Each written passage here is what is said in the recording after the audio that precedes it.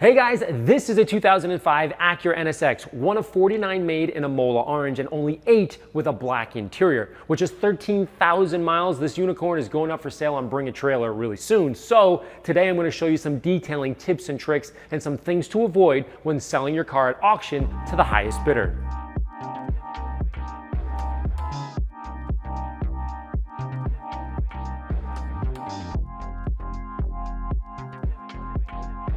Big thank you to Squarespace for sponsoring this episode. More on this later. Okay, so right off the bat, it's pretty obvious that this is not a disaster vehicle. It's in pretty good shape. And I know that you know that cleaning and detailing your car prior to putting it up to auction is a really smart thing to do. You're gonna get the most money. But if you have a car that's more like a family-driven car or a daily driver, that kind of thing, I have a link right up here to another episode where I shot it, ironically, on another Acura, where somebody was gonna trade it in for 1,500 bucks. We cleaned and detailed it, and then same day we sold it for 5,500. So if you're in that category, check out that link. But this is an enthusiast vehicle, an M3, M5, GT3, Ford GT, Lamborghini, and of course, an Acura NSX is a perfect example. What are some tips and tricks that you can use to sort of poke that emotional button right before the end of the auction? So we're gonna go over the tips right now. As I mentioned earlier, the 2005 Acura NSX T is a unicorn. T, of course, is for T-top. It's a rear-wheel drive 6-speed manual, 3.2-liter Honda V6 with 290 horsepower and 17-inch machine-forged aluminum wheels. From 1990 to 2005, only 49 were made in Imola Orange, and only 8 of those 49 had a black interior. To really drill down and appreciate how rare this color combo is, in 2005 alone, there were only 6 out of the 49 in total made in orange, and only 3 of those with a black interior. So in other words, there's only 3 in the world of this exact car and color from 2005. Pretty crazy.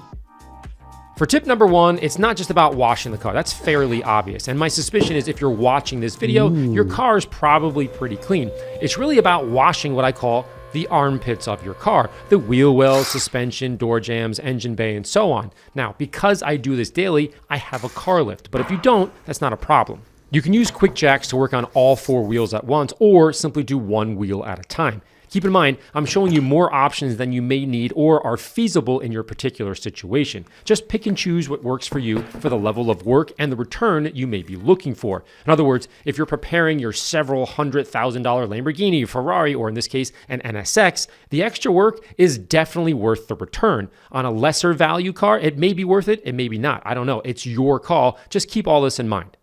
Now, with the wheels off and to the side, power wash the suspension and undercarriage.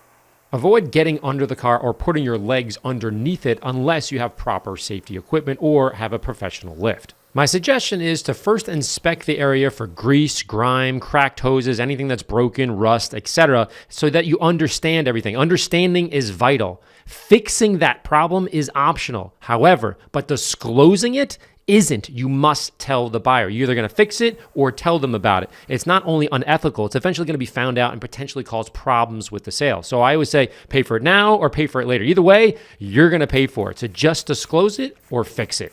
In most cases, if everything is fine and you're just dealing with some grease and dirt and grime, a strong degreaser like Titan 12 or Plum wheel cleaner, some brushes, throwaway towels, and a ton of patience is enough to brighten up the components. Keep in mind, Barkeeper's Friend is also really helpful here as well. As a quick side note, make sure you have a fresh bottle of touch-up or paint for later on, and make sure you order it now because it does take a few days to arrive, or you can go to the dealership. Sometimes they just don't have it and they have to order it. It's kind of a pain in the butt. Now, because this is such a rare color, I had my buddy Dennis, you guys remember him from repainting the S5 disaster bumper. Anyways, he came in and gave me an exact color match and mixed it up right there for me because this is such a rare color. More on this later, but my point is don't forget to order your touch-up until the last moment. Now, Squarespace gives people a powerful and beautiful platform on which to create your very own website, which is pretty cool. Create a community on your Squarespace website with a fully integrated commenting system that supports threaded comments, replies, and even likes. Use their powerful blogging tools to categorize, share, and schedule posts too. And you can even extend Squarespace's already powerful e-commerce capabilities with Squarespace extensions. Display posts from your social profiles on your website, then automatically push your website content to your social channels so your followers can share it too, like this one here. Now, what makes this website so cool is you can connect with your audience and generate revenue through gated members-only content. Plus, you can manage your members, send email communications, and leverage audience insights all in one easy-to-use platform. And remember, go to squarespace.com for your free trial, and when you're ready to launch, go to squarespace.com/ammonyc to save 10% off your first purchase of a website or a domain. Now, back to the NSX. Now, for tip number 2, if cleaning with chemicals is not enough or you feel the value of the sale will increase substantially with a concourse undercarriage, then dry ice cleaning might be the solution. I shot a few videos years ago of me using a very large machine, and although the results were really good on my 964, the overall cost, the time, and the mess it made in the studio just didn't make it viable for most situations. However, there are smaller, more cost-effective solutions made specifically for intricate work like car detailing. Is it as powerful as the bigger units? Obviously not. And to be honest, the jury is still out on the smaller units, as I need more data and experience to give you a qualified opinion. But just know the market has heard the cries of detailers and now has smaller units available. The one I'm using today is the Dry Ice Energy Vario. Now, this was designed and built in Germany and has a lighter and smaller footprint, and it only weighs about 28 pounds. You can see it's actually sitting on top of my detailing cart, which is pretty handy. It has a simple 2-hose system, integrated grinder inside to minimize the freeze up, and it runs on typical, or let's say a normal shop compressor with no electricity needed. It's a pretty cool machine, but I do need to do some more testing. However, if you don't have ice for that machine, even the best machines are pretty useless. So finding a dry ice supplier that delivers quality ice can actually be the issue, and it's happened to me in the past. So as of now, I'm currently using the All Gas guys. They're in Connecticut. They're absolutely fantastic. They're always on time with the delivery, so I can schedule the work knowing that I can have it arrive every week. In this case, for me, it's Friday. Trust me, securing an ice supplier, you wouldn't believe it, but it's actually critical if you choose to go this direction. So keep all of that in mind. It's not just the machine, you also have to have quality ice on a regular basis. Okay, real quick, I wanted to make a point. If you see undercoating like this, it will come off really quickly with ice blasting, but the big question is, should you remove it? In this case, I don't think you should. This is original. This was from the day that it was built. It looks really good. It's in great shape. If it wasn't, then you can go in, blast it all off, and replace it. In this case, we're not gonna do that. Tip number 3 is really focused on cleaning the calipers and the wheels themselves really well, both the exterior and the inner barrels. Clean them with Plum wheel cleaner, a wheel brush, wash towel, and some mini woolies for the tight spots, but these are critical for your overall look of the car, and it's relatively cheap and easy to do.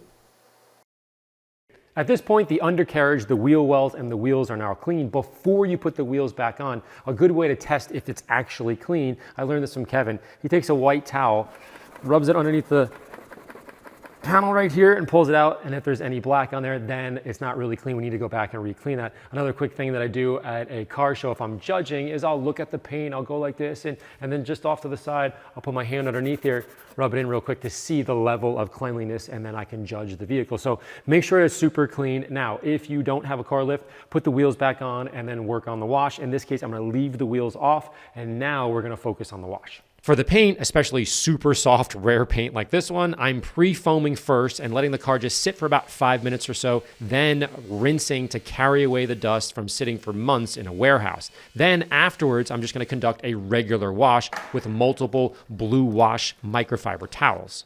The idea here is just to avoid using old wash mitts. Instead, as the towel gets dirty, you replace it with a new one from your bucket. In other words, you're not going to be reintroducing dirt to the paint by using a 2-bucket system. You're just going to use 1 bucket with multiple towels in it, and you minimize any chance of scratching during the wash. While washing your car, your focus here, again, on a car that's well maintained like this one, is to work the seams and the emblems really well. Now, in most cases, enthusiast cars are waxed and loved regularly. However, it's not always done properly, and it leaves behind wax or sealants jammed into all the seams. Is this the end of the world? Obviously not, but it's definitely another data point that I use when I'm determining the overall condition and value of a car if I'm judging it, or if I come in for a buyer and I say, hey, what's the value of this car? I actually use that as a data point. So take an extra 5 minutes with a brush and tighten up your overall score. Some schmutz. Likewise, one of the tricks I like to do as well is to flush out the lower rubber gaskets on the door with water, as this is where I run my finger during inspections. I use a white glove, that kind of thing, on Concours evaluations to judge, again, that level of cleanliness. Keep in mind when you're cleaning door jambs, you see the hinge here, there's a little bit of grease. You kind of want to leave that grease there, because otherwise the first impression when the buyer opens the door, he's gonna hear it squeak. So leave the grease in this area, but if it drips down on this, then you want to clean that. But don't hit this with any brake cleaners or anything strong like a high pH cleaner. After the wash and seam cleaning, I encourage you using compressed air or a Metrovac blower, not just to blow out the trapped water, but to inspect the seams that you just cleaned. Unacceptable! I'm pretty pumped. I just got my custom Alex Alpert Metrovac back from the SEMA show. Talk about functional artwork. Anyhow, the blower will tell you immediately if the previous seam cleaning actually worked. If you see some stuff blow out, it's not a big deal. Just go back in, fix it with spray wax and a stiffer bristle brush later on. So don't be surprised if more junk just flies out with that compressed air. That's why it's really helpful here. Now at this point, if you're pressed for time and don't want to polish or spend any more money on the car, that's cool too. Then just dry the paint with Hydrate Paint Moisturizer and you should be good to go for a photo shoot in a pinch, as it leaves behind a healthy shine. Now, before we get into tip number 5, I want to be very clear that at this point, with all the cleaning that we've done, it looks fantastic. You could probably just throw some wax on it, take some pictures, and get it up online. That's cool too. In this case, because it's so rare, one of 49 or so with this color combination ever produced, and my client wants me to take it to about 97, 98%, we have to go another step. That's tip number 5. That's gloss enhancement, what we call preservation detail. In other words, it doesn't look terrible, but if you look in the light here, and I put a light on this side, you can actually see that there's some swirls and scratches. That's from wiping down the car. It's been in storage, a quick wipe before it goes out to a car show, that kind of thing. That accumulation over time is going to cause what we call love marks. To get those out, it's pretty simple. It's a DIY process. And again, think of it as gloss enhancement, getting that last little bit before I put wax on there. It is really going to pop. So the first thing I'm going to use is a straight cut waffle pad, and I'll be using that with exfoliate polish, and it's going to look fantastic. Now, if you have some spots here and there, there's one here and there's one over there that I have to go in just a little bit more and kind of do some paint correction, you can do that with a wool pad, which I'll be doing a little bit later as well. So I'll be jumping around the car for the most part using the foam pad, just bringing back the depth and the shine, what we call, again, preservation. I'm not really chewing away the clear coat. That is going to set yourself up for when you do put wax or sealants or whatever it is that you want to put on top, it's going to have that extra 1 or 2% pop that is going to really define the car and get that higher bid. For all you super nerds out there, I'll post a link to a video I shot in Norway a few years ago with an Italian scientist named Fabrizio, where he discusses the innate human attraction, or the desire for glossy or wet-looking objects, in our case obviously cars, based on our ancestors' necessity for finding water to survive. It's a really interesting conversation, but the bottom line is this: a shiny car sells more or faster than a non-shiny car. To DIY this wet look from our discussion, simply use my straight cut waffle foam pad and exfoliate polish. This is specifically designed to lower the intimidation and learning curve when polishing your own paint. My goal is to grow the enthusiast market and make it easier to polish your own car in your own driveway. First, remove it from the bag, prime it with a few circles of exfoliate, and then massage it into the pad with gloves on, of course. Then give it a few pumps on the paint to help soften up the pad, and work one panel at a time on speed 2.5, 3. Then blow out the pad with air or rub it clean with a microfiber towel to pick up the residue before adding 3 more dots and moving on. After everything is primed, you only need 3 dots or so going forward. Again, less is more here. You don't need to fill the entire pad. You also notice that the paint depth starts to get deeper or wetter after every pass. There's a full how-to video on my website if you need a step-by-step guide on how to use the pad and polisher. But remember to focus not just on the paint, but the headlights, the tail lights, and the exhaust tips, which, by the way, you can do by hand with exfoliate as well. Okay, at this point, I've done 99% of the car with the foam pad, and sure enough, I found a spot where I'm gonna need a little bit more power. Right around there, I'll pull the camera in a little bit. It's hard to see. Again, the car is in great condition, but there's a halo of a water spot. So instead of using the foam, I'm gonna hop over to wool because I need a little bit more cut, and then I'm gonna go back in with the foam. But other than that, this is incredibly soft, which is why those water spots are there. So this is the going after and nitpicking everything to make this as perfect as possible. To go that one step further and remove minor defects, all you need to do is switch the pad to a wool straight cut pad and use the same exfoliate polish. Again, the goal here was just simplicity. Have one universal polish and just change the pads based on the level of defects and hardness of paint you find on your car. After polishing the lights, the trims, and the door jambs, tip number 6 is my show car or photo shoot secret, and that of course is to quickly polish the glass with a foam pad and exfoliate polish immediately after doing the paint. Keep in mind the goal here is not to remove any scratches you may find in the glass. Obviously, the glass is way harder than super soft clear coat. That is a different process, but you are going to put a noticeable shine in the glass that will be picked up by a professional photographer, further emphasizing that wet look, and it will trigger the bidder's sort of innate desire for shiny objects as Fabrizio described. On a quick technical side, make sure you're using a designated foam pad and don't use that foam pad again on the paint. I only use one foam pad for glass as I'm polishing it up for a quick photo shoot. So just put it to the side and don't use it on the paint. If you're a professional detailer or working a side hustle detailing job and you're having trouble finding the best clients, staying profitable, and growing your business, the AMO Trading Academy 300 series is finally here, and it's up on my new website, amotradingacademy.com, with over 90 never-seen-before videos that answer these questions and more. So be sure to check out the website for more info on how to transform your business.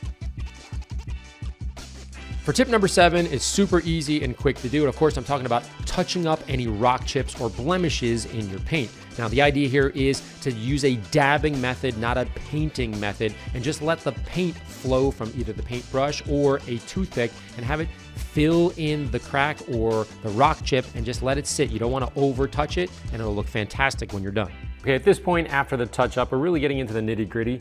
You can see right here the clear bra. Now, this is original, and a little bit of the edge here lifted up. That happens, it's pretty common, but when it lifts up, it's still a little bit sticky, and you can see the dirt kind of ground into it. So you really have two options. First option is to remove it and replace it. Pretty simple. This is what I would do on a normal car. Again, this is incredibly rare, under 50 of these ever made, et cetera, et cetera. So what I'm gonna do is I'm actually just gonna gently slice this off so I can kind of remove the part that I couldn't fix in the first place, meaning I can't get any soap back there, clean it and put it back down. It's never gonna happen, it's already gone. And what you can do is take a razor blade. We have special razor blades, but this one is just any one that you can get at the store.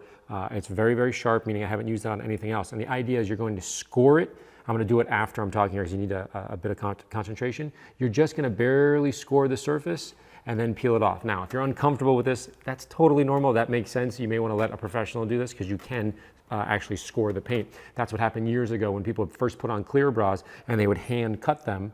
What happened was if they didn't have the experience to just barely score it, not go all the way through, you'd peel the clear bra off years later and the paint would be actually cut and scratched. So then they went to computer cut. Now they put these computer little pieces on here, slide it on, and you're good to go. One step further is to hand cut it. That's more of an artistry, and so that's more of where we go with this. Now, the moral of the story is we're not gonna change. I wanna keep everything original. This is a preservation detail, so I'm just gonna barely slice this off and take that kind of unsightly look right here, and it's gonna look fantastic when we're done. Okay, for our next tip, we're gonna be talking about protection. The key here is really choosing the right protection for the particular car that you're working on. This one obviously is a show car. It's completely insane. It's not gonna be parked outside for months on end. So in that case, we're not gonna be going with a coating. We're gonna be going with a Carnauba wax. There's multiple reasons that I've chosen this as well. Number one, it's faster, it's easier, it's cheaper. Again, we're selling the vehicle. Number two, the mistakes that could be made with a coating, less likely with Carnauba wax. And three, more importantly, it gives the owner, the new owner, the option to put a coating on or not. If you put the coating on before he buys it, he may say, hey, I don't want a coating on my car, and now he has to remove it. So for all those reasons, we're going with Carnauba wax. Plus, it looks insane when you take a picture in a few hours. After the paint, finish up by waxing or coating the wheels as well.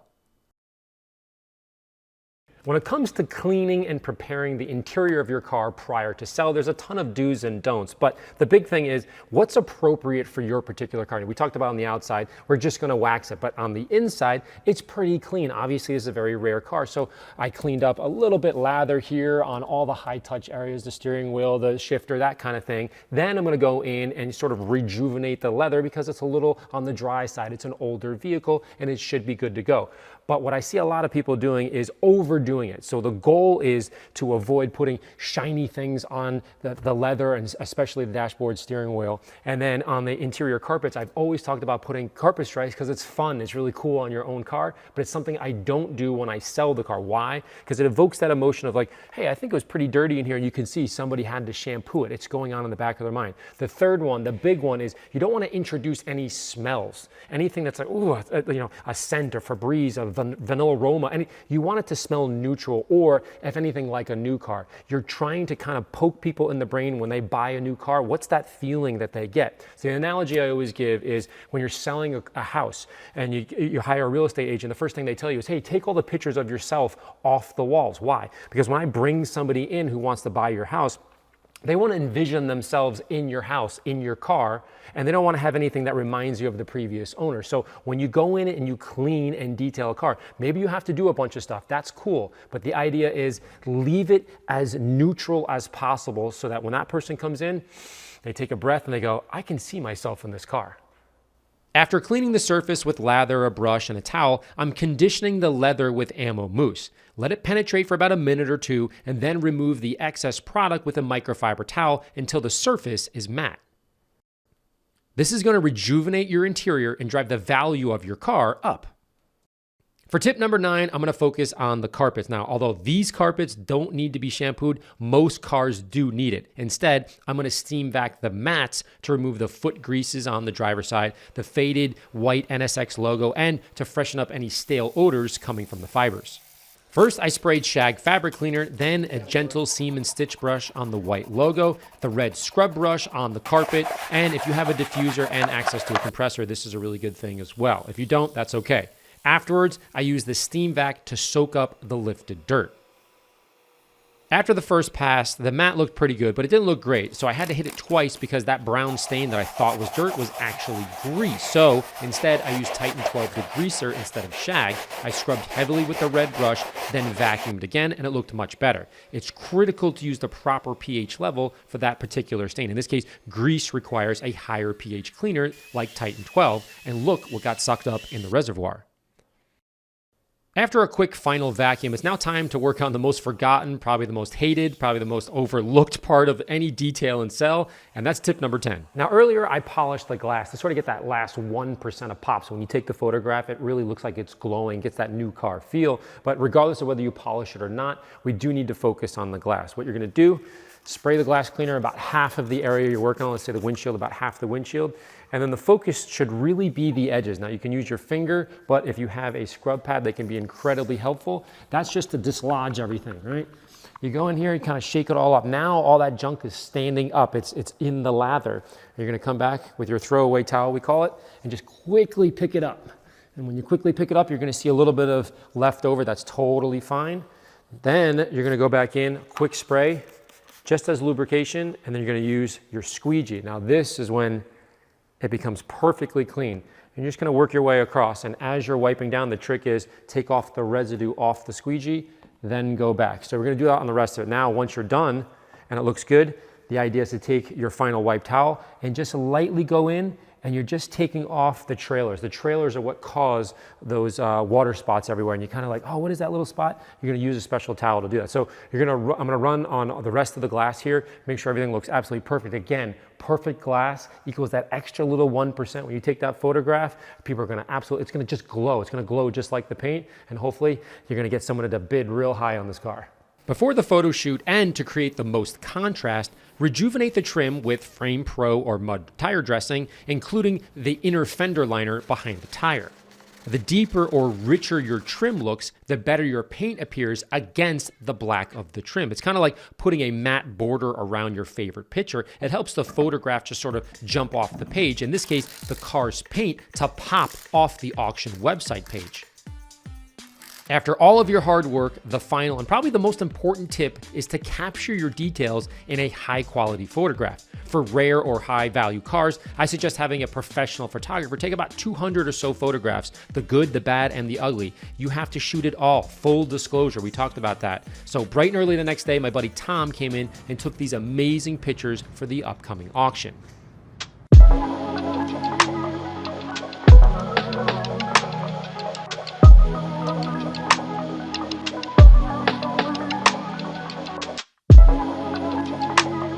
The only thing left to do is to flatbed it back over to Dominic's garage, see what he thinks, and find out what's coming up next. Oh my God. Crazy, right? It's, you know, I thought it looked amazing when I gave it to you. I know. It's just absolutely amazing. The glass is like, and I didn't, you know, the I glass actually is polished like, the glass I this know, time. I was watching, you know, I'm watching your clips, of course. Like, I have nothing better to do. I'm sitting there spying on you all day. And the glass came out amazing. The car looks amazing. I wish I could see the undercarriage, but, you know, I'll take your word for it and I'll look at the video. Really clean. Yeah, no, it's ready to go. I would say this is probably my favorite driving position of all the cars that you have. There's something about the way that you're kind of in this weird position that's beautiful. Yeah, it's amazing. But you're breaking my heart that you're selling this. I know. I mean, it's dollars. Yeah. It's time. You run out of space as well. Space is an issue. So, you know, you just did the 296. Yep. You know, hate it or love it, right? Everybody's got an opinion on that car. It's wonderful. The SF90 is in. Back there, yeah. The Comp A just landed. So, and that, you know, that's a big car, right? So the Comp A just landed. We've got to get that here. A couple of other stuff are coming in. How much space, how much time, how much money, right? So that's what you have to figure out. We're going to do something a little different next. Remember when you did the Cyclone? Yeah. Right? So Cyclone, amazing. Love the car. Our friends at Ace, you know, which you know well, they did the maintenance on the car, did the tires, everything else. The GNX, you know, victim to the lovely roof leak, you know, last year, and you just made it so pretty and perfect. But you told me, like, I can wrap it and drive it, or I can sit here and leave it as a museum. Paper thin. Paper thin, leave it as a museum piece. But you didn't do the Trans Am. For obvious reasons. We had other work that needed to be done. Wow, and it definitely needs it. It needs an understatement. This is the Larry Love car, right? It needs it. But the reason I want to do the Trans Am next is I think it's time we're going to sell the Trio. We're going to put the Trio up. Wow. Cyclone, GNX, and the Trans Am. Correct. You got your Oreo here. Yes, absolutely. Got the black, white, black Oreo, you know, all in great shape, all serviced, all different mileage. So delivery miles to a couple of thousand to, I don't know, like 6, 7, 8,000 miles. Well, there you go on this. Appreciate it. I'll take care of this one. Yes. That's pretty cool. Now we're going to be selling 3 cars coming up very soon. As always, guys, thanks for watching. See you next time.